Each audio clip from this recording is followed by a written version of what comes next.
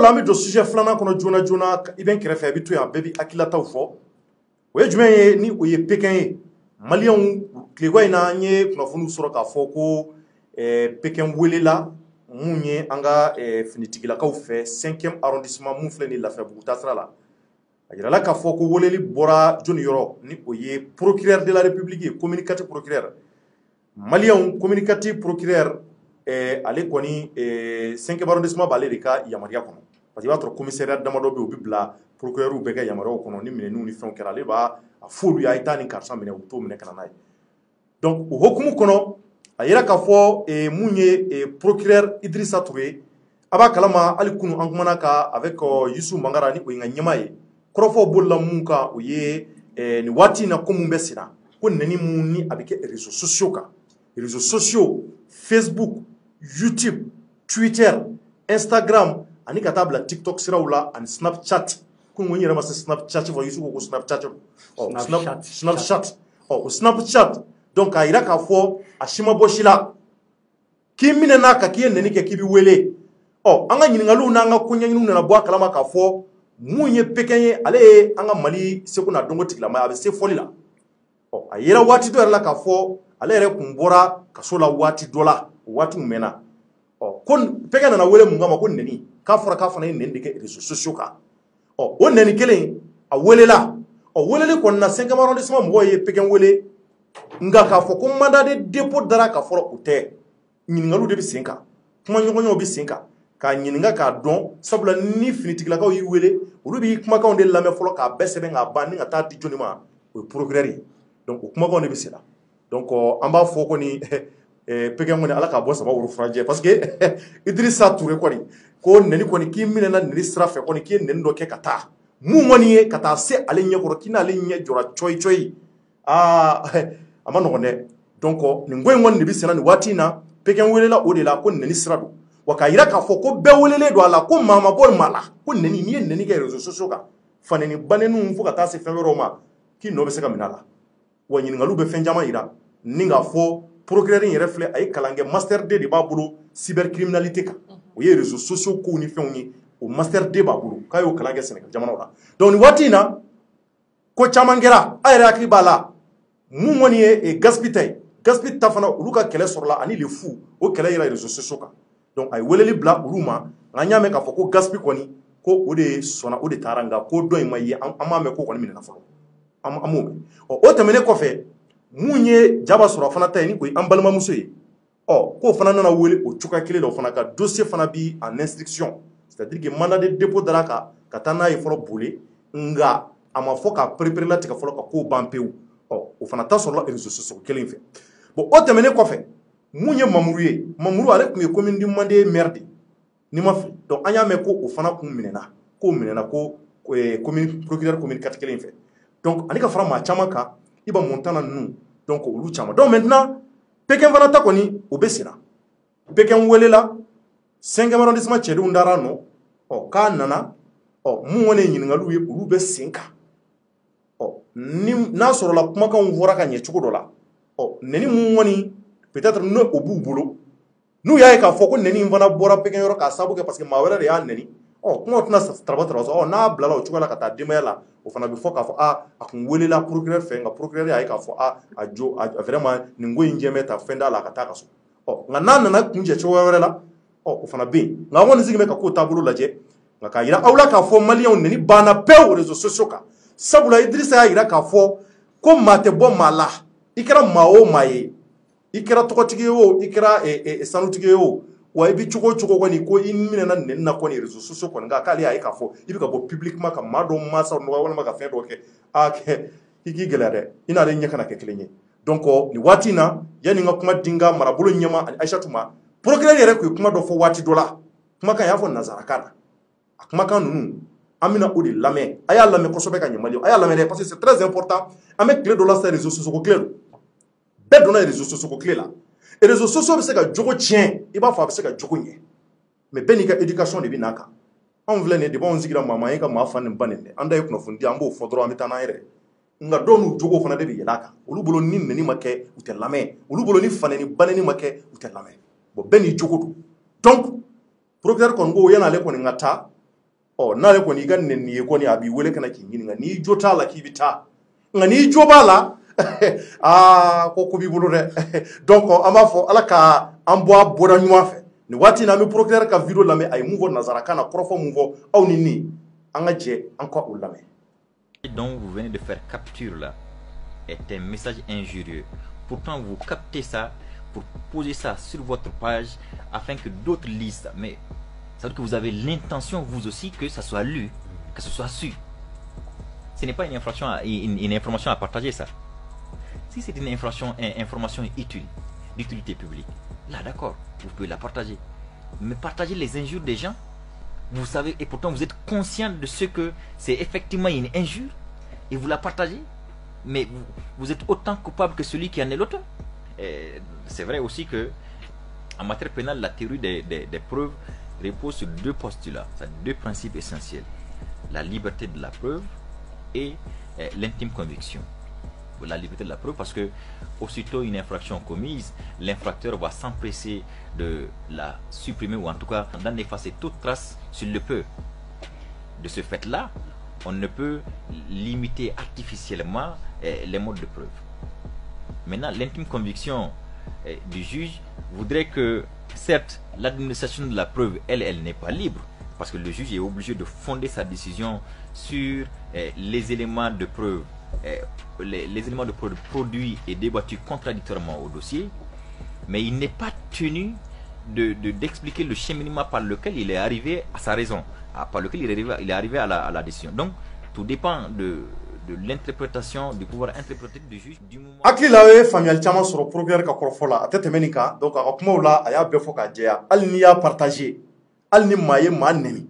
ka maa dɔgɔya k'a tigi fana ba nɛni k'e y'a partager i ka page kan k'i nɔ bɛ se ka minɛ i bɛ se ka datugu kaso la kɔrɔfɔ in kɔni a jɛra o an hakili la nɔgɔ foyi t'a la wa an b'a fɔ maa ye maa si kana nɛni kɛ hali an ka commentaire kɔrɔ hali commentaire ba parce que mɔgɔ dɔ kana don i ka ko kɔnɔ ka fanɛni ba nɛni kɛ o b'a yira fana k'i fana jɔyɔrɔ dɔ b'a la dɛ. Donc a yira k'a fɔ bɛɛ k'i hakili to i ka fɔtaw la réseaux sociaux kan nin kumakan in kɔni fɔlen don a yɛrɛ y'a mɛn kɔrɔfɔ kan procureur donna a ko la ka kuma kan cogo min na donc sariya ko don Jɛfaga i bɔra ka kumaw mɛn nin ko de bɛ senna nin waati in na mun ye nɛniw ye ko nɛni minnu kɛ réseaux sociaux kan ko ni tɛgɛ dar'i kan kɔni ko ala de bɛ se k'i bɔ sa sabula procureur kɔni k'a ko nɛni kɔni ko inshallah ko tant que ale bɛ yen ko yɔrɔ bɛ furanw jɛ ka kangaji k'a la k'a ko k'a jɛ kosɛbɛ. Ni waati n'an b'a fɔ ala kana an da gɔngɔ fɛ parce que an bɛɛ ye réseaux sociaux baarakɛla donc an bɛ dugawu de k'an yɛrɛ ye an dabaraw ye maintenant mun bɛ bolo nin ko in na ka fɔ exactement. Bon, Thierno, je pense que kuno an y'an da don nin kuma in na ka ɲɛfɔli kɛ ka sababuya kɛ an balimamuso n'o ye Jaba Sura ye an y'a ye wulikajɔ sabatira pour que ka taga ale fana nominera ka sababuya kɛ ko injure grossière c'est à dire ka nɛniw kɛ nɛni minnu ye nɛni jugumanbaw ye mun ye nɛniw ye nɛni minnu ni an ka société an n'an ka tagabolo u tɛ jɛ ni nɛni minnu ye k'u waleya yɔrɔ la yɔrɔ minnu ni diɲɛmaa bɛɛ bɛ se ka yɔrɔ min mɛn donc Jaba interpellera o de la an bɔra an ye explication caman di mɔgɔw ma c'est à dire que cybercriminalité yɛrɛ loi mun taara an ka wasabulon kɔnɔna la a kɛra 2019 de donc procureur bɛ ka o loi de waleya an y'a yira k'a fɔ ko o loi ye mun bɛ ka boli a kɔnɔna la procureur ka sariya sigilen tɛ mais anw yɛrɛ bakun de votera ka loi in bila sur place parce que n'i y'a ta k'a lajɛ maa minnu bɛ kɛ an ka assemblée kɔnɔna la olu y'an ka représentants de donc u bɛ comme u bɛ fɛn fɛn waleya u b'a waleya anw de tɔgɔ la donc c'est pour dire que a bɛ ka a waleya dɔrɔn de o tɛmɛnen kɔfɛ i da magara fɛn dɔ la c'est vrai que procureur in filɛ nin ye a ye nin kalan yɛrɛ de kɛ c'est pas comme si a bɛ ka a kɛ ten a kun fɛ a sariya bɛ yen mais a y'a kalan fana kɛ parce que a taara kalan kɛ fo Sénégal jamana la walasa ka se ka na a ko de k'ale kalikan tɛ dɔwɛrɛ ye réseaux sociaux kan TikTok wo WhatsApp wo Facebook wo a kɛra fɛn fɛn bɛ tali kɛ réseaux sociaux kan i n'a fɔ Snapchat i yɛrɛ y'a fɔ cogo min na Snapchat wa o ye ko jumɛn de ne b'a ɲɛdɔn Snapchat voilà donc fɛn fɛn bɛ tali kɛ réseaux sociaux kan ko walasa ka se ka na o saniya ko parce que n'i y'a ta k'a lajɛ an bɛ wagati min na i ko bi an ka réseaux sociaux kan ko nɛni caman bɛ waleya a kan o dɔrɔn tɛ maa minnu bɛ ka wele ka taga ko nɛni bɔra olu da c'est à dire minɛli tɛna dan olu dɔrɔn ma dɛ il faut k'an k'o yɔrɔ préciser parce que a ka message mun tɛmɛna a ka message c'est très clair a bɛ ka mun fɔ a kɔnɔna la a dabɔkun tɛ dɔrɔn k'a fɔ ko maa mun i n'a fɔ maa mun ye nɛni waleya o dɔrɔn tɛ dɛ e maa mun y'a partager yɛrɛ c'est-à-dire maa ye dɔ ye nɛni kɛ e y'a ta ka partager i ka fɛn kan i ka page kan ou bien i y'a capture kɛ ka bila i ka page kan i dun b'a dɔn k'a fɔ ko nɛni de don maa mun ye nɛni kɛ ani e min y'a partager ou bien e min y'a capture kɛ ka bila i ka page kan aw bɛɛ bɛ gosi ni bere kelen ye c'est une précision de taille c'est-à-dire maa mun ye nɛni kɛ ani e mɔgɔ min y'a capturer ka taa bila i y'a dɔn k'a fɔ ko nɛni de don ko injure de don sinon ni information ɲɛnama de don mun bɛ tali kɛ jamana ko kan information ɲɛnama don mun bɛ tali kɛ c'est à dire que ka jamanadenw la kunnafoni ou bien k'u sensibiliser ko la ko mun ye ko ɲɛnama ye n'i y'o partager ko fɛn t'a la mais e yɛrɛ y'a dɔn k'a fɔ ko nɛni de don mɔgɔ mun y'a kɛ a ye nɛni de kɛ wa nɛni dun man ɲi e tilara k'a ta k'a partager ou bien a tigi bɛ k'a ka vidéo kɛ e bɛ k'a partager i ka page kan i dun b'a dɔn nɛni de don ɲagatali mun dara a tigi kan a ɲagatali kelen bɛ se ka da i fana kan donc il faut que o yɔrɔ in mɔgɔw k'o yɔrɔ faamuya a la ɲagatali tɛ dan ko a bɔra maa mun dɔrɔn da dɛ e min y'a partager ou bien e mun y'a capture kɛ k'a bila ɲagatali bɛ boli i fana kan donc a ko ko ale nakun tɛ dɔwɛrɛ ye ale nana de walasa ka ordre Facebook kan a b'a tilen de cɔrɔ mais hali n'i y'a partager k'i to Laginɛ cɔrɔ hali n'i y'a partager ka to i to Laginɛ fo n'i tora Laginɛ dɛ fo n'i tora Laginɛ sinon n'i nana cɔrɔ wallahi i bɛ minɛ hali n'i y'a partager k'i to fo Laginɛ parce que e ka partageli sababuya la a bɛ se ka kɛ peut-être maa mun mana nɛni kɛ sisan n'a ye nɛni kɛ ka da a ka page ma a bɛ se ka kɛ maa damadɔni bɛ yen olu de bɛna bɔ nɛni kalama mais le simple fait que e y'a partager maa wɛrɛ y'a partage cayara ka taa yɔrɔ wɛrɛ donc a bɛ c'est à dire que au lieu k'a ka dan maa damadɔni ma a bɛ caya de maa caman de bɛna mɛn donc a bɛ se ka kɛ c'est à dire mɔgɔ dɔw bɛ yen hali minnu man ka nɛni yɛrɛ mɛn a bɛ don olu bɛɛ tulo la donc i dun ye min kɛ a man ɲi c'est pourquoi a fɔra ko ni information ɲɛnama de don i bɛ se k'o partager n'i ye information ɲɛnama partager a partager kun tɛ dɔwɛrɛ ye walasa bɛɛ lajɛlen bɛ se ka bɔ a kunnafoni kalama cogo min na mais ni kolon de don ɔ bɛɛ bɛ bɔ a kalama o cogoya kelen de la o ɲuman don cogo min na a partagera cogo min na ni kolon fana don mɔgɔw bɛ bɔ a kalama o cogoya kelen de la donc an bɛ mun fɔ dɔrɔn mɔgɔw k'u janto u yɛrɛ la u k'u janto u yɛrɛ la n k'an janto an yɛrɛ la o kɔrɔcogo ka ɲi sinon Pɛnkɛ ka nin affaire in c'est vrai que procureur de y'i siéger a la mais c'est pas comme si procureur fana ale dɔrɔn de bɛ yan pour que ka nin waleya il faut que mɔgɔw k'a faamuya ale kɔni bi bi in na procureur bɛɛ bɛ se k'a kɛ voilà ale de bɛ k'a kɛ mais bi bi in na ale kɔni de ye maa damadɔni minɛ ka sababuya kɛ ko nɛni bɛ ka fɛn mais procureur wɛrɛ bɛ se k'a kɛ Mali c'est à dire Bamakɔ commune bɛɛ la fo ka taa se Mali région bɛɛ lajɛlen ma olu bɛɛ bɛ se ka waleya olu bɛɛ bɛ se ka mɔgɔ dɔ interpeller fo Bamakɔ yan procureur dɔ bɛ se k'i to fo Kidali ka maa dɔ interpeller fo Bamakɔ yan i n'a fɔ a bɛ se k'i to Kayi cogo min na ka maa dɔ interpeller fo Mali kɔfɛ parce que par exemple n'i sigilen bɛ Guadeloupe walima n'i bɛ Martinique walima i bɛ Japon dugu dɔ la a bɛ se k'i bon cɔrɔnɔ i cɔmi k'i to yen i bɛ se ka cɔmi k'i to yen fana dɛ i bɛ se ka cɔmi k'a to yen parce que fɛn dɔ bɛ yen wagati dɔ la ne ni Isufu yɛrɛ nana plateau in kan ka ɲɛfɔli dɔ kɛ sariya kisɛ dɔ talen don o sariya kisɛ in bɛ Mali ni par exemple France parce que convention dɔ bɛ yen a signera a tun bɛ Mali ni France de depuis 1962 mais u ko k'a mise en jour kɛ CNT kɔnɔna la an y'a ye Ben le cerveau bɔra k'a fɔ ko wa ko a ye kumakan mun fɔ f'an ko Ben m'a faamuya de o extra c'est à dire ka mɔgɔ extrader ka bɔ n'a ye kɔfɛ ka na yan o bɛ se ka kɛ o bɛ se ka kɛ dɛ cɔrɔnɔ sariya kura mun taara a bɛ kɛ dɛ non siga t'a la sariya kura mun taara a bɛ kɛ a bɛ se ka kɛ dɛ an balima caman bɛ yen dɛ sariya kura mun taara a bɛ se ka kɛ dɛ sariya kura in par exemple n'a sɔrɔ ni e ye walew dɔ sabati minnu bɛ tali kɛ cybercriminalité kan je précise bien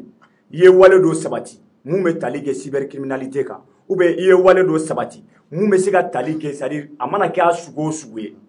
a mana kɛ a sugu o sugu ye n'i bɛ Faransi parce que il faut reconnaître que fɛn bɛɛ tɛ ko réseaux sociaux maa dɔw bɛ se ka Ala k'an kisi maa dɔw bɛ se ka mɔgɔw faga Mali la ka taa yɛrɛ sɔrɔ Faransi k'a tigi extrader ka na n'a ye o sababuya yɛrɛ bɛ se ka kɛ sababu k'a tigi bɔ Faransi ka na n'a ye fɔ donc c'est à dire que o loi de votera o loi min votera o loi mun votera cɔrɔnɔ hali n'i ye nɛni kɛ internet kan ka mɔgɔw nɛni internet kan k'i to Faransi u bɛ se ka c'est à dire a bɛ se ka baser nin loi in kan walima k'a fɔ jamana wɛrɛw la cɔrɔnɔ k'i to Faransi parce que pour le moment a bɛ Faransi ni Mali de cɛ a bɛ Faransi dɔrɔn de concerné voilà c'est à dire mun taara a bɛ Faransi ni Mali de cɛ maintenant a bɛ se ka kɛ a bɛ don don n'a nataw la jamana wɛrɛw cɛ convention wɛrɛw bɛ yen tuguni jamana wɛrɛw ni Mali cɛ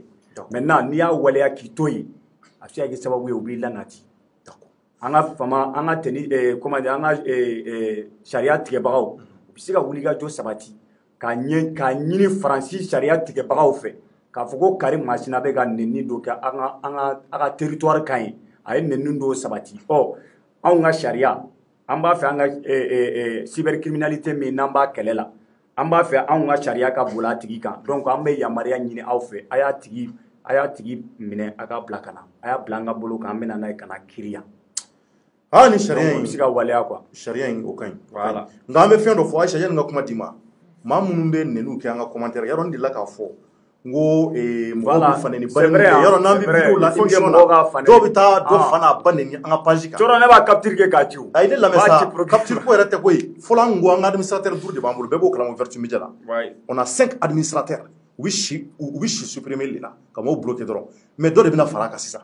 parce que nin ko mun daminɛnen filɛ nin ye bɛɛ concerné len don i bɛ nɛni kɛ page kan dɔrɔn an b'i bloquer anw di yan nɛni ni fanɛni ba nɛni ma a kana problème las'an ma yɛrɛ an bɛ yan ka kunnafoni de di an da bɛ da yen o y'a bannen ye nka mun ye nɛni ni fanɛni ba nɛni ye o t'an jogo ye o tɛ tiɲɛ ye an bɛna yɔrɔ an ka administrateur ye 5 ye an bɛna dɔ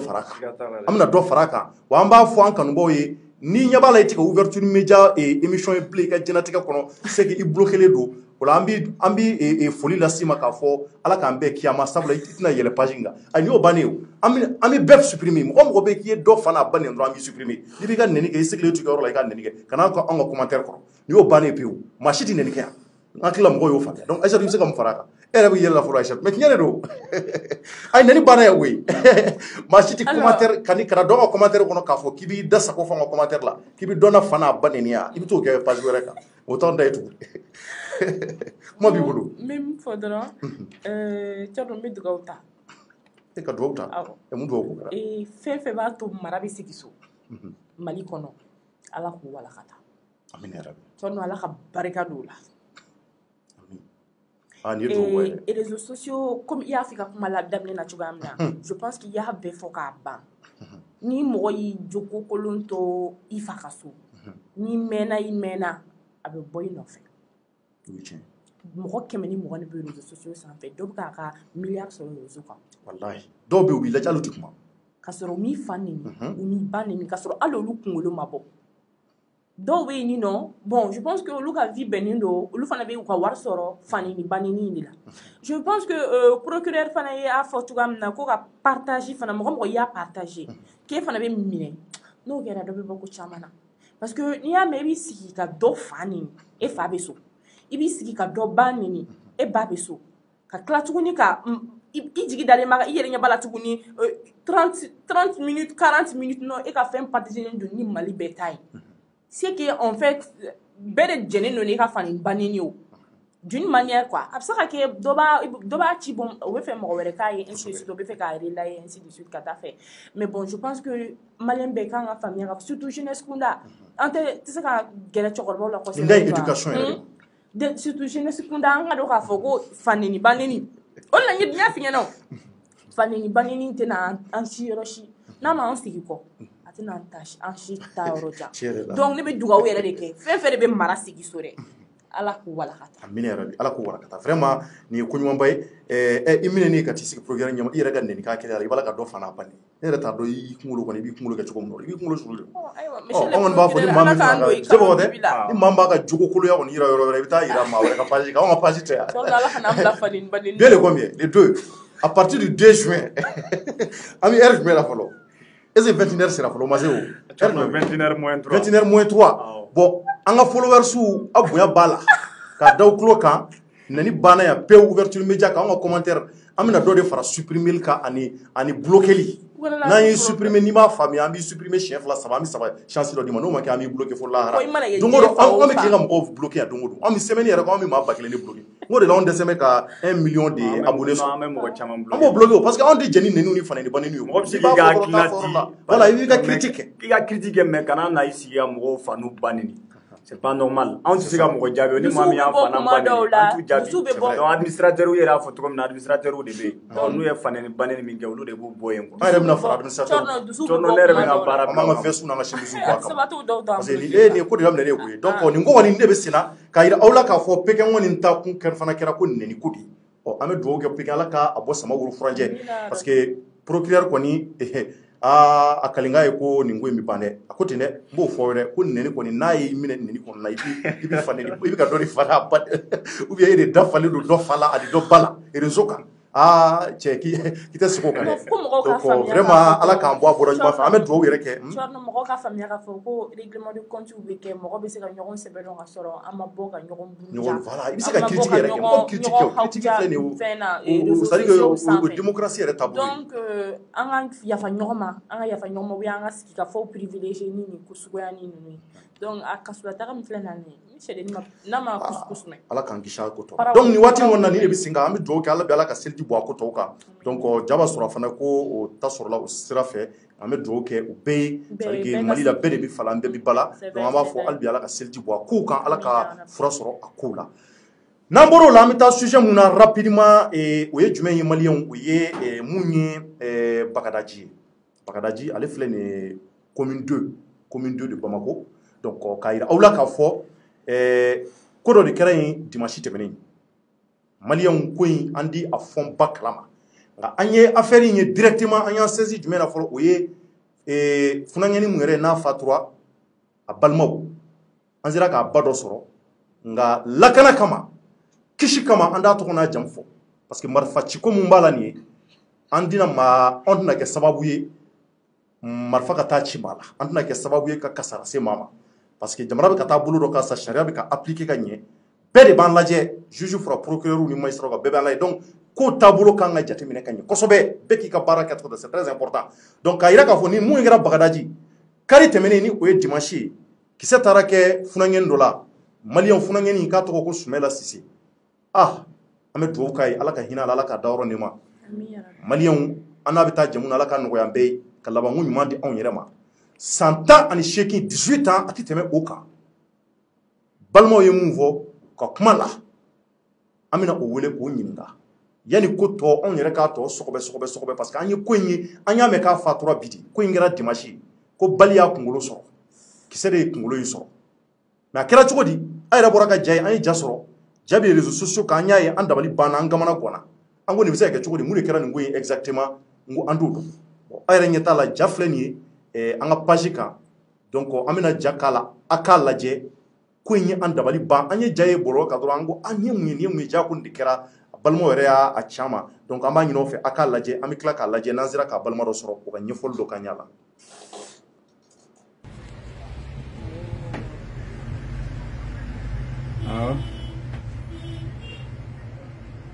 Voilà.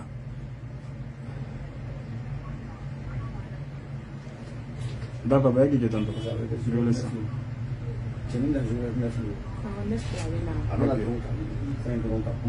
c'est bon.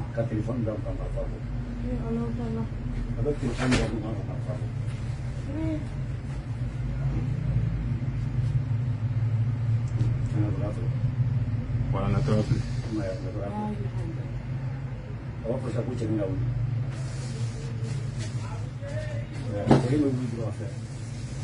Asura o marfa goyande wala atire la la aya matire fo a jole ma krefen ya ko tani hawi wala ay téléphone ala ta aci be bola sa e ma numbe bola wa ere ma buli he ay na dari bira kunali abaga no le on na bene jeli ba bulu la abaga bal kisero tomo ko e ma bo ya ay marfa la posé ko ni yo tani dalin fle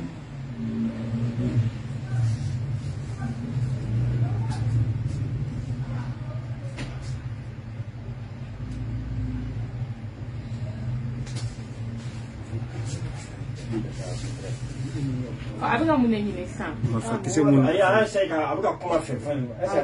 abuga kuma ba ko karsa ne ma fi mun ni fa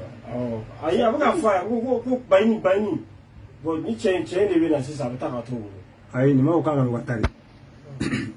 ni ma ko kan wata musoto lo flen fana ko o bulto weteme o mafati manga ma yiwa o ndo muso bulto wala bulto wateme o bulla ka tane bi lo ayro bela ma ni me ka wala kan watari ko anin me nyon fero mais cɛ wɛrɛ de bɛna sa a b'a to de bolo quoi. mun ye muso min yɛrɛ ale bɛ ka boli ka taa ne de nɔfɛ awɔ i ye muso min ne yɛrɛ dɔgɔmuso de ye tan o bolila ka taa ne nɔfɛ parce que n'u nana mobili jɔ ani mɔgɔ dɔ de nana mobili jɔ an ka da la maintenant u tun bɛna mobili ta maintenant de fait que anw bɛ ka boli ka na u mobili to u y'u tilen o kɔrɔ mobili jɔra yɔrɔ min na ani nin kɛra yɔrɔ min na a yɔrɔ distance ka jan mobili jɔlen don anw ka da la Jimina da la fɛn kɛra an kɔrɔ yan nɔ c'est même pas pareil voilà ni ne bɛna sɔrɔ a da la après e tɛ nin cɛ in dɔn ayi bon ne ma i tɛ magasin da la an kɔrɔ yan wa ni ne nana sisan awɔ a bɛ taa ka to nin bolo i m'a ye nin bɛɛ la a bɛ ka kuma fɛ de quoi a bɛ ka essayer k'a b'a sauver quoi e bɛ se k'o sauver tuguni fɛn kɛlen kɔ a taara voilà bolo bɛɛ jeli sa a bɛna jigin kare kɔnɔna la ni ne la ni an n'a bɛnna quoi i y'a ye ale y'a kɛ i n'a fɔ accident ou bien fɛn dɔ voilà a y'anw bɛɛ tromper quoi k'a kɛ i n'a fɔ ale de nana cɛ ni voilà a y'anw tromper mais a gɛrɛla mobili la a m'a tɔw ye a fana y'i yɛrɛ ɲini ale bolo k'u bɛ k'ale kɔnɔ mobili kɔnɔ a tagara mais cɛ ni don aw sera kɔni aw bɛ yɛrɛ sɔrɔ i m'a ye o b'u to na sa bon polisiw bɛ na sisan voilà ni entre temps ne taara n ko n bɛ taa mobili de ta sisan an bɛ taa n'a ye dɛ nin y'a fa n t'a fa de ye a fa de jɔlen filɛ a kunna nin y'a fa de jɔlen a kunna i b'a ye karamɔgɔ bontɔ ye ka na sisan nin y'an bɛɛ de na ne y'a zizi awɔ i ma a bɛnkɛ yɛrɛ cɛ ni fa dɔgɔnin de filɛ awɔ jeune ayi jeune tigi in kɛrɛfɛla la o y'a fa wolo dɔgɔnin bon ne ko n bɛna nin mobili sisan polisiw nana bon polisiw bɛ ka nali polisiw nana sisan donc ne seginna ka taga mobili jɔ a nɔ la o yɛrɛ kɛra coïncidence quoi polisiw tɛmɛtɔla de ni action bɛɛ ne marifa mankan mɛn k'u to baɲɛmana niveau la donc u bɛ ka yɔrɔ ɲini quoi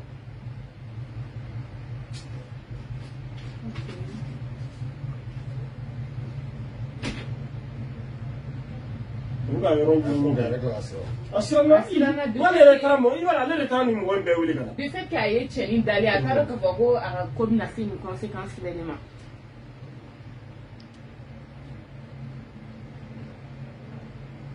mais baro mali polisiw fana ka suma kuma dɔ la a bɛ se ka n ta irizama do a waa taga taa n'a ye parce que a sɔrɔ de pompier ko kuma de tun bɛ ka fɔ i y'a ye an tun taara ŋo ninnu min na ŋo ne taara n ka mobili de ta ka na ŋo parce que pompier bɛ suma ŋo il tɛ nin se min yanni ne ka na n ka mobili olu jɔra bon comme ne b'u dɔn ne ye président t'u la ne y'u fo u ko ko bon ko sisan ko qu'est-ce qu'on pense ŋo cɛ urgence sera kɔnɔ ŋo ambulance sera kɔnɔ na n ka nin ta ka taa ni nin ye cɛ ŋo yanni dabure ture o fana b'o kɛ k'u bɛ taa bila ka na sisan ko mɛ ko mɔgɔ dɔ ka don kun bon ko non ko ne bolo ma bananen ne tɛ se ka taa o ye mɔgɔ ko minnu fɛn kɛra minnu ɲɛna olu dɔw ta ni ala sɔrɔ a bɛ ka kuma o parce que a yɛrɛ dɔgɔnin a y'o tɛgɛ minɛ fɔlɔ ko ala wuli ko k'a k'i da nka a fa de nana a ta a n'a dɔgɔnin k'a bila mobili kɔnɔ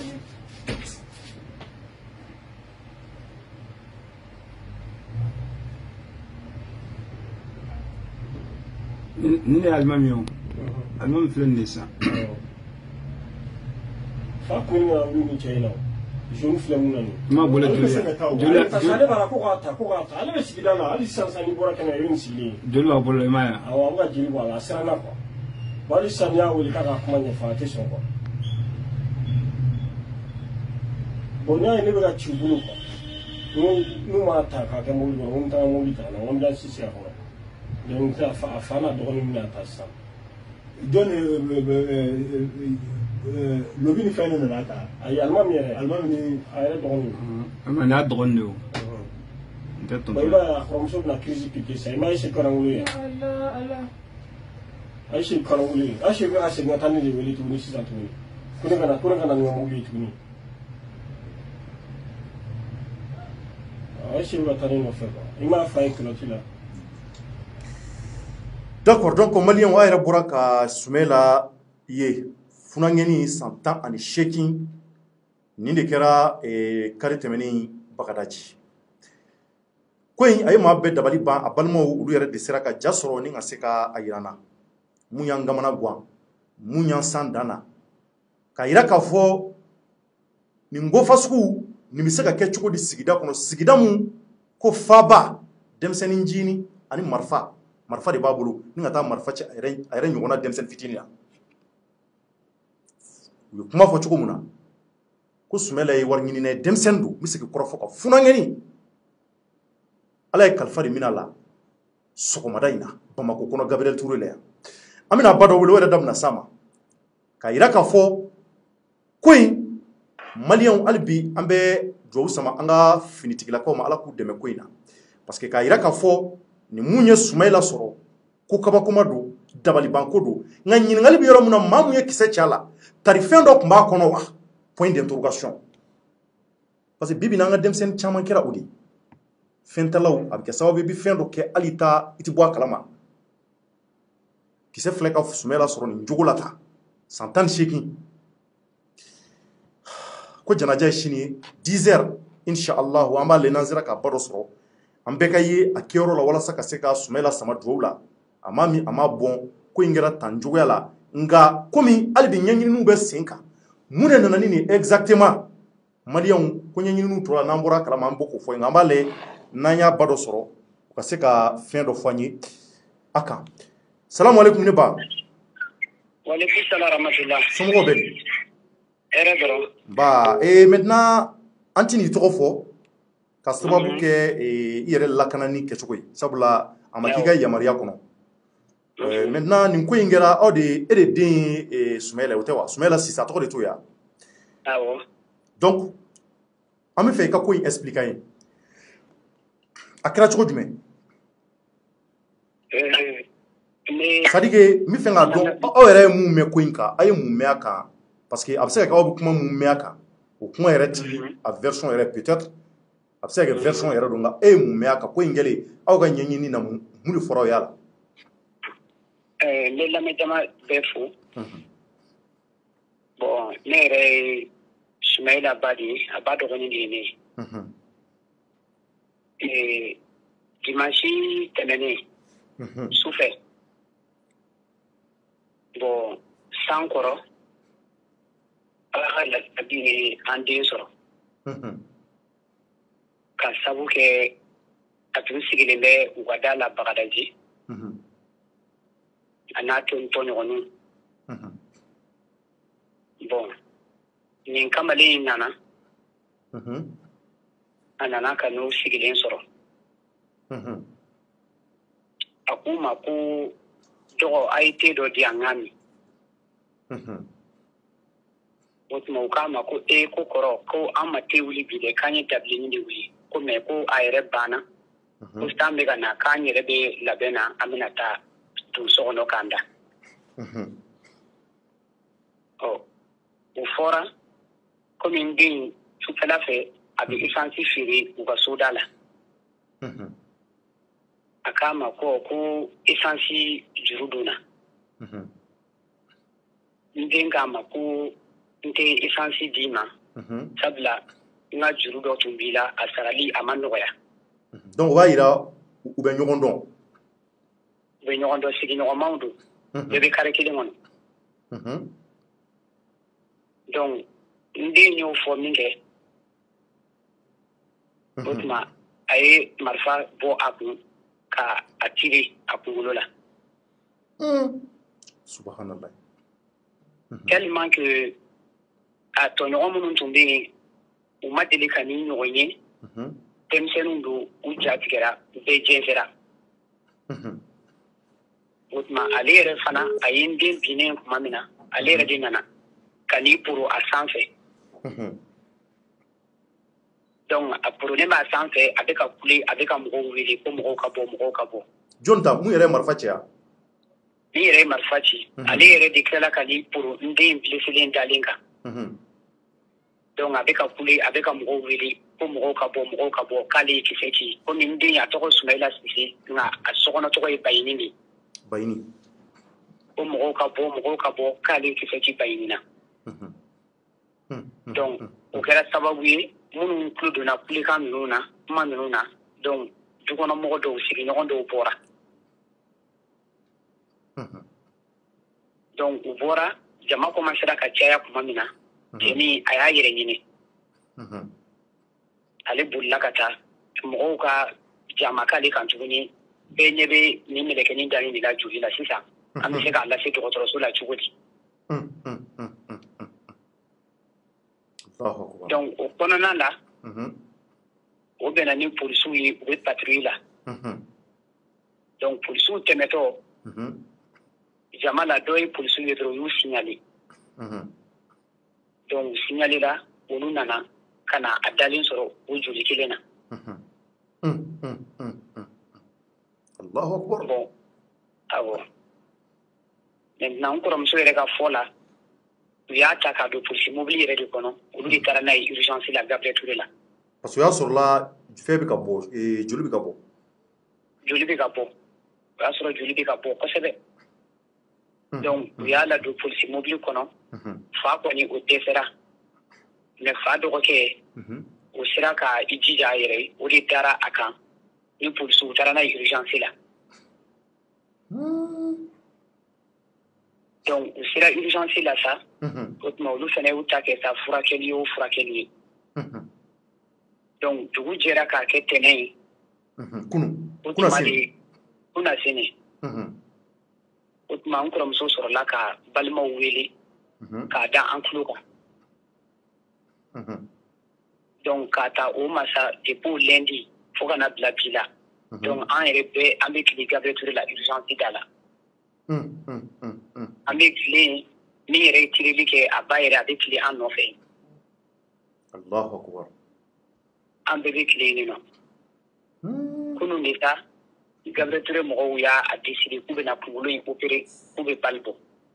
O b'a yira fɛn donna kunkolo de la bali donna kunkolo la a donna kunkolo de la u ye opération kɛ kunun u bɛ taa tila tuma min na 4 heures du matin sera donc u ye bali in bɔ maintenant kunun sɔgɔma dugu jɛlen ne taara ka t'u sɔrɔ Gabriel Touré la comme d'habitude n taara fa yɛrɛ a ye bali in photo a y'a photo yira n'a ka téléphone kɔnɔ bali min bɔra a den kunkolo la a y'a photo kun ta a ye photo yira n na Allahu akbar. donc an tora o cogo de la ten an ko ko o tuma komi opération ɲuman kɛra an bɛ dugawu de kɛ ala ka a ɲɛma tigɛ Amin. an sigilen tora o de la ten kabi bali in kɔni donna kun na n'a taara koma la a ɲɛma dayɛlɛ ka mɔgɔ ye tile kelen fo ka n'a fɔ k'a fatura sɔgɔmada in na a ɲɛma yɛlɛ Donc depuis kisɛ kɛra dimanche fo sɔgɔmada in na a ɲɛ kuma yɛlɛ a ɲɛma yɛlɛ parce que fa dɔrɔn de kun tɔrɔlen bɛ ka don fa don o don n'a bɔra n b'a fɔ i y'a ye a bɛ cogo di a b'a fɔ a ɲɛma yɛlɛ dɛ n'a donna n'a bɔra ni ma bɛ cogo di a b'a fɔ a ɲɛma yɛlɛ an tora o de la ten a ɲɛma yɛlɛ fo bi ala y'a ka kalifa minɛ a la D'accord. Donc maintenant a ko k'a bɛ san joli la san 18 san 18 mais a kun bɛ essence feere dɔrɔn de kɛ yan ayi ni dugu jɛra a bɛ activité bɛɛ kɛ non seulement Farankarabu ekɔliden don mais ni dugu jɛra a bɛ activité bɛɛ kɛ yɔrɔ u ka yɔrɔ yɛrɛ u ka yɔrɔ ye sugu de ye n bɛ se k'a fɔ donc hali mɔgɔw ka doniw n'u ka mobiliw nana a bɛ mɔgɔw dɛmɛ ka déchargement kɛ n'u tilala baara la u bɛ wari d'a ma a bɛ fɛn bɛɛ dɔ kɛ den bɛ fɛn bɛɛ dɔ kɛ a yɛrɛ ka slogan tun ye de a b'a fɔ a baw ɲɛna de n tɛ binkani ni suɲɛni de kɛ sinon baara o baara n'a y'a sɔrɔ a y'a fɔ ɲɛna n b'a kɛ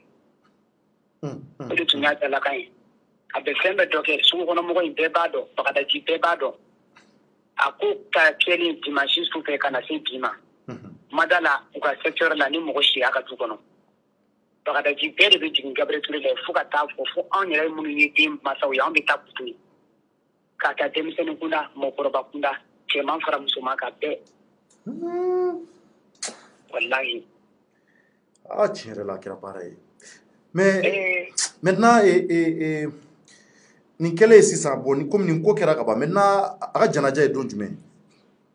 sini sɔgɔma yɔrɔ a bɛ kɛ min i bɛ se ka yɔrɔ fɔ ni mɔgɔ minnu ka surun a yɔrɔ la minnu bɛ se ka taa dugawu kɛ la pour que ka taa sama dugawu la quoi a bɛ kɛ u ka so bagadaji n'i ye carré des martyrs gudɔrɔn in minɛ o tu dɔrɔn k'a kɛ i n'a fɔ i bɛ taa yɛrɛ da yɛrɛ la u ka so de ye avant dernier carré famille ba don ko Sise la n'i sera a yɔrɔ la dɔrɔn i bɛ basiw ye fan bɛɛ fɛ carré des martyrs gudɔrɔn jan kelen f'u ka so in bɛ kini bolo fɛ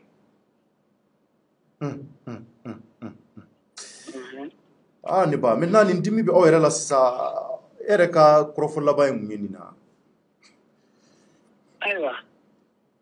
i b'an ɲɛ wa i t'a ɲɛ o anw de bɔnɛna an bɛ dugawu kɔni kɛ ala ka hinɛ a taaba in na ala ka yafa k'a ye amina ya rabi amina ya rabi sigida bɛɛ ko k'a ka ɲi ala k'o ka ɲi ala k'o k'a ye aljinɛ ye amina n'a ye juguman o juguman kɛ a ka denmisɛnniya kɔnɔ ala ka yafa a ma amina ayiwa ni yɛrɛ fana ye nin kɛwale in kɛ ala k'a dan anw ta in ma ala kan'a to a ɲɔgɔn ka mɔgɔ wɛrɛ si den sɔrɔ amina amina parce que nin ko ninnu nin tɛ ko ɲuman ye wolo ka gɛlɛn wolo ka gɛlɛn wallahi wolo ka gɛlɛn nka an b'a di ala ma dɔrɔn parce que ni yɛrɛ ye tirili kɛ a yɛrɛ somɔgɔ a ba n'a fa ye min fɔ anw ye o ye ne dabali ban kosɛbɛ cɛ nɔ u ko k'anw den de ye olu sen n'u bolo ye fo ka taa fɔ ko dugu masa ni dugu kɔni jɛra ka ban fo ka taa fɔ ko su kora olu ka ciden fila t'u bolo dugukolo in kan n'anw den tɛ mɔgɔ min y'i sen n'i bolo ye o de b'aw ka ci kɛ o de b'aw ka diɲɛ ko bɛɛ lajɛlen kɛ n'i yɛrɛ ka wolo kɛra k'o sababu ye wallahi kuma bɛ min c'est dur k'a fɔ kuma bɛ min fa yɛrɛ ye crise k'anw ɲɛna urgence da la ye jɔn ye crise k'aw ɲɛna min yɛrɛ ye tirili kɛ a fa a su ma sɔn k'ale lawuli o parce que problème de cœur b'a la tɔntɔnw de wulila olu de bɔra ka taa k'an ka mɔgɔw dɛmɛ a kow la u ma sɔn ka fɛn fɔ fa ye mais dugu jɛlen min kɛ n'a fɔra fa ye a sera Gabriel Touré la yen nɔ dɔrɔn a dɛsɛra mais dɔgɔnin wɛrɛ c'est à dire que a dɔgɔnin wɛrɛw bɛ yan a dɔgɔninw bɛ yen a kɔrɔmuso yɛrɛ bɛ yen kɔrɔmuso kelen b'a bolo ale de ye den filanan ye mais cɛman fɔlɔ don Allahu akbar a dɔgɔninw bɛ yen a gɛlɛyara ne ba vraiment an bɛ dugawu kɛ hali bi ala ka hinɛ a la ala ka dayɔrɔ nɛma ala ka ɲɛ kusama ɲini ye komi c'est à dire que mun ye nin kɛ a yɛrɛ ɲuman ko sigiɲɔgɔn ko don a y'o de fɔ mais vraiment an b'a fɔ hali bi ala ka vraiment hinɛ hali bi Sumayila la ala ka hinɛ a la hali bi o de y'an ka laɲini amin amin ya rabi Allah amin merci beaucoup i yɛrɛ ni ce donc ko sini 10 heures de tɛ yan sini 10 heures n'ala sɔnna awɔ ala k'an si jɔ ko kɔnɔ amin amin merci beaucoup tu vois mais ça fait mal hein. C'est tellement triste i ka ye i den bɔnɛna tan nin cogo la a ma min a ma bɔn a bɛ essence feere la bon ni ko a ma min a ma bɔn ça veut pas dire que ko n bɛ ko dɔ kalama o tɛ dɛ c'est à dire que a ma min a ma bɔn a sigilen u ka da la a sigilen kun mun don parce que o da la parce que an ye ja ye ten de bon k'a bɛ essence feere la somɔgɔw y'a fɔ cogo min bon komi ni ko kɛra ta i b'a sɔrɔ la fanga baarakɛlaw bɛ wuli ka jɔ kala a bɛ se ka olu bɛ wuli ka jɔ yɛrɛ la o de y'a to an ko n tɛ se ka girin ka don fond na fɔlɔ on attend d'abord peut-être ni ko wɛrɛ bɔra a tɔ kɔnɔ an b'a dossier suit mais vidéo kɛ kun ye bɛɛ ka dugawu sama Sumayila ma ni de kɛra ala kɔni ye kalifa minɛ a la sɔgɔmada in na an b'a sama dugawu la vraiment ala ka hinɛ a la ala ma si d'a ma san 18 o ye denmisɛnnin de ye ala ma san 20 sɔrɔ donc bɛɛ ka laɲini i ka den sɔrɔ i den ka kɔrɔbaya a ka nafa ɲɛ ye nka ma ni maa si ye den kɔni ka na diɲɛ kɔnɔ ka san damadɔ hali n'a fatura ala ka masaya kɔnɔ o bɛ faamuya nka maa dɔ ka taa kisɛ wuli a la nin cogoya in na tan et puis a sigilen ka da la ça fait très mal n'i miira la a bɛ maa dusukun kami kosɛbɛ donc mais so wɛrɛ foyi t'an ye komi an woloba y'a fɔ cogo min dugawu kɔ an b'a sama dugawu de la dɔrɔn ala ka ɲi ala ka dɔn maintenant e bɛ se ka mun fara a kan Aisha an bɛ dugawu de kɛ nin ko la an bɛ dugawu de kɛ nin ko la et puis ni circonstance dɔ tun don i bɛ se k'a fɔ ko bɛ wuli ka ko yɛrɛ wuguba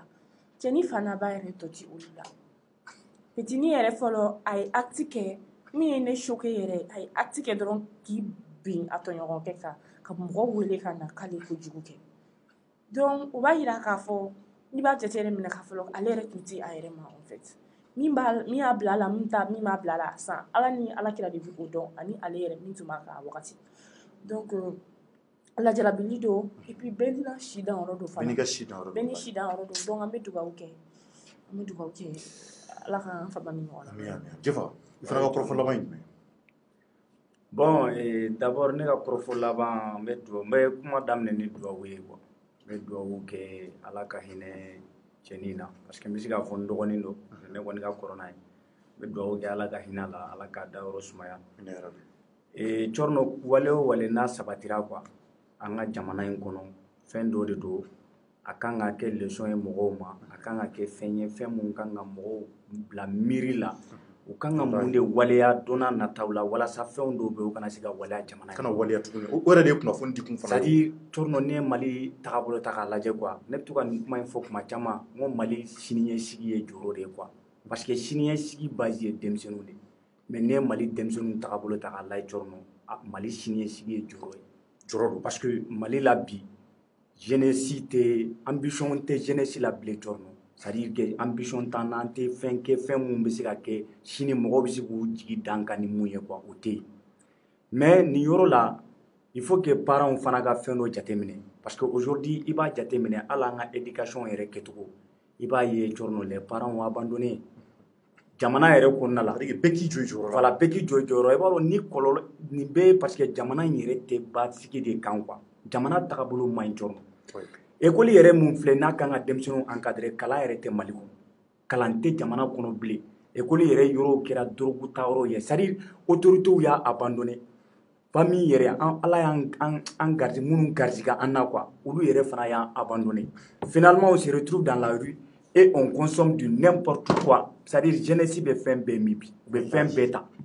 ne tɛ se k'an kale k'a fɔ ko mun ye nin cɛnin sɔrɔ k'a fɔ ko peut-être i bɛ taa sɔrɔ a kun falen tɛ mais ne kɔni b'a dɔn kɔni min ye marifa ci a la a son âge la Torno a tɛ se ka nin wale in sabati ka sɔrɔ fɛn dɔ t'a kɔnɔ a tɛ se ka kariya k'a fɔ k'a bɛ marifa ta ka taa ci a mɔgɔ ɲɔgɔn na surtout a ba yɛrɛ bɔra k'a fɔ cogo min na so filɛ a tɛ se ka kariya ka nin ɲɔgɔnna kɛ ni fɛn dɔ tɛ yen. et puis ma ye k'a y'a kɛ k'a kulela. voilà k'a y'a pura kan. donc voyez c'est à dire que il faut que bɛɛ lajɛlen parents k'a dɔn k'a fɔ ko denmisɛnninw ka siniɲɛsigi y'olu ye n'u m'u janto an ka éducation na c'est à dire ko bɛɛ bɛ tiɲɛ o tɛmɛnen kɔfɛ fɛn dɔ bɛ yen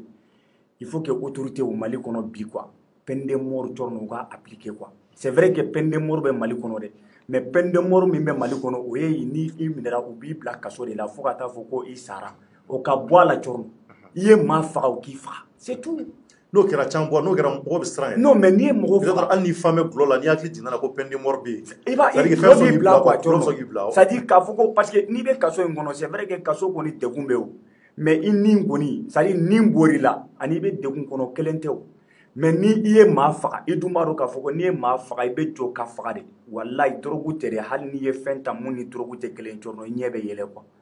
donc il faut que autorités ka nin jateminɛ parents d'élèves bɛɛ ka wuli c'est à dire an fa n'an baw u ka wulikajɔ sabati an ɲɛ u k'u janto denw na autorités u ka wulikajɔ sabati voyez c'est pourquoi an b'a fɔ jamana ɲɛmɔgɔw ye u k'u ɲɛsin jamana ka siniɲɛsigi ma parce que siniɲɛsigi ye denmisɛnninw ye an ka kalan tiɲɛna ni kalan tiɲɛna kalan école yɛrɛ la bi école kɛra dorogu ta yɔrɔ de il faut qu'on le dise il faut qu'on le dise aujourd'hui i bɛ taa école la dorogu de bɛ taa yen c'est vrai kuma dɔ la n'i tɛmɛ école dɔw da i bɛ denmisɛnninw ye cigarette maîtres yɛrɛ filɛ nin ye u bɛ dɔgɔya fan bɛɛ bon Torno e k'i miiri Mali yɛrɛ ça fait combien de temps maintenant école tɛ ka kɛ a ɲɛma bon nin denmisɛnninw n'u tɛ taa école la mun wɛrɛ bɛ n'u kunna u bɛ bɔ u bɛ t'u ɲɔgɔnnaw dɔw de lajɛ 18 ans déjà tubabuw de fɛ an b'a fɔ ko 18 ans tu es majeur anw fɛ yan pour être majeur il faut avoir 25 ans pour que farafinden maliyɛn den k'a dɔn ko kojugu ni koɲuman ye nin ye f'a ka 25 ans 30 ans de sɔrɔ parce que tubabuw fɛ majorité o ye 18 ans parce que à partir de 18 ans chez eux i bɛ se ka bɔ i fa ni ba kan i bɛ taa balo i yɛrɛ mais anw fɛ den kɛni pour que i ka se ka fo 25 ans dɔw yɛrɛ 30 ans pour que maliyɛn den yɛrɛ k'a dɔn ko kojugu ni koɲuman filɛ f'a ka 30 ans 40 ans sɔrɔ kojugu yɛrɛ voilà donc ni a fɔra k'a fɔ ko u ma wale sabati quoi ka kalanko ninnu ka jateminɛ k'olu bɛɛ la bangebagaw k'u jɔ jɔyɔrɔ la Torno ala k'an kisi dɔ mais n bɛ siran mais n b'a dɔn k'a fɔ n bɛ ala deli ala kan'a kɛ mais ça sera c'est à dire que ça ne me surprendra pas ni nin ɲɔgɔnna cas wɛrɛ kɛra tuguni a tɛ bali n na quoi. Jɛfa i ka kuma ɲɛna kojugu an b'a fɔ hali bi bɛɛ ka fara vraiment hali bi an k'ale ka jamana in dilan kura ye lamɔ lamɔ banna Mali la dɛ Aïssatou lamɔ banna dɛ n ye dugawu kɛ kuma daminɛ na lamɔ banna fɛn fɛn bɛ mara sigi so ala ko tigi ala ko waleya hali ni situation filɛ n'i ye mara bɔ a la dɔrɔn a tɔ b'a dɛ ni ko mara i b'a dɔn ko fana ba bɛ se k'a jɔyɔrɔ fili so kɔnɔ mais denmisɛnnin ka mara tɔ bɛ dafa kɛnɛ ma bi ni i ye den ye sira jugu kan hali ni e den tɛ n'i y'a bugɔ a fa n'a ba bɛ se na i nɔfɛ mun na i ye ta bugɔ denw ye bɛɛ ta ye mais den tɛ bɛɛ ta ye bilen a kelen don an bɛɛ kelen kelen na an bɛɛ kelen kelen na donc n'o bɛ kɛ environnement bɛ jouer mɔgɔ ka toro a bɛ jouer mɔgɔ kan wallahi a bɛ jouer mɔgɔ ka toro donc k'a fɔ ko ninnu na tan cogoya la hali ne yɛrɛ bɛ se ka ne dɔgɔninw don wallahi an dɔgɔnin et puis ça fait mal ça fait très mal très an b'a fɔ maliyɛn bɛɛ ka taa an bɛ janaja la sini an bɛ bɛɛ wele o la minnu bɛ Bamakɔ kɔnɔ n'u bɛ se ka taa dugawu kɛ Sumayila ma ka taa sama dugawu la a taara dayɔrɔ laban na ni si na vraiment ça fait très mal mais bɛɛ ni i dakan don donc ka yira k'a fɔ commune 2 kɔni a ko dogolen tɛ aw la yɛrɛ b'a kalama 3e arrondissement cɛdenw commissaire Tomoda n'a ka cɛden minnu bɛ 3e arrondissement la u yɛrɛ kɛmɛ ka opération dɔ bila sen kan n'o ye funufunu an bɛ tile ka kojugu kɛlɛba Isa ka a dabɔkun ye walasa ka se ka nin ko ninnu éviter parce que n'i y'a ta k'a lajɛ commune 2 de tiɲɛni bɛ kosɛbɛ drogue ko la a ma fɔ k'a tɛ fan tɔ la dɛ mais commune 2 la parce que Bamakɔ suguba bɛ yen bon maa bɛɛ bɛ bɔ quartier la ka na ɲɔgɔn sɔrɔ o yɔrɔ in de la suguba in kɔnɔ donc maa nasugu bɛɛ bɛ na donc obligatoire i b'a sɔrɔ la jogo nasugu bɛɛ bɛ na ɲɔgɔn sɔrɔ yen donc o de la a commissariat minnu bɛ u kɛmɛ ka wuli k'u jɔ bɛɛ 17e arrondissement min yɛrɛ bɛ hippodrome na olu bɛɛ faralen d'u kan bɛɛ bɛ k'u dɛmɛ pour que drogue ko kuma minnu bɛ a yɔrɔ ninnu na ka se ka maa caman minɛ a la k'a kow dabila a bɛ kɛ sababu ye k'an ka denmisɛnninw kunkolo ɲagami u bila kolangolow la donc u bɛ k'o de éviter donc bɛɛ ka far'u kan hali kunnafonidila i m'a ye anw bɛ k'an jɔyɔrɔ k'a la parce que bɛɛ ka far'u kan a kana dan anw kelen ma kunnafonidila bɛɛ k'i jɔyɔrɔ fa a la opération funufunu pour que drogue ko ninnu a bɛ se ka dabila cogo min na an ka jamana kɔnɔ ka se k'an ka denmisɛnninw ka hali bi lamɔ kɛcogo ɲɛ donc maliyɛnw nin de tun bɛ an bolo an bɛ foli se aw bɛɛ kelen-kelenna ma k'a fɔ nin de kɔni kɛra vraiment kunnafoni minnu b'an bolo an sera ka minnu d'a ma o ye nin ye an bɛ dugawu kɛ hali bi an ka jamana ye ala ka jamana in basumaya hali bi ala ka Mali ja an b'o ɲini jabaru masa fɛ don o don k'a fɔ a k'an dɛmɛ minnu b'a to an ka jamana in bɛ se ka yanga sanfɛ an kana kɛ bolokɔni tamasiyɛn ye diɲɛ jamana wɛrɛw ɲɛkɔrɔ an b'o ɲini ala fɛ Cɔrɔnɔ yɛrɛ bɛ foli lase bɛɛ kelen-kelenna ma kanuba bɛɛ ma Mali kɔnɔ ani Mali kɔ kan Mamadu Jifaga ni o ye marakɛ fanga ale tun bɛ kɛrɛfɛ Aïssatou Sanogo Fimani Kalikale ale fana tun bɛ Numaboyanfan fɛ anw de tun bɛ ka Cɔrɔnɔ décrypte lajɛ bi ni ka se k'a jansa kosɛbɛ donc aw kɔni sera ka mun sɔrɔ kumakan ninnu na o ye nin ye an b'a fɔ ye ala ka dugu ɲuman jɛ a k'an bɛn waati wɛrɛ au revoir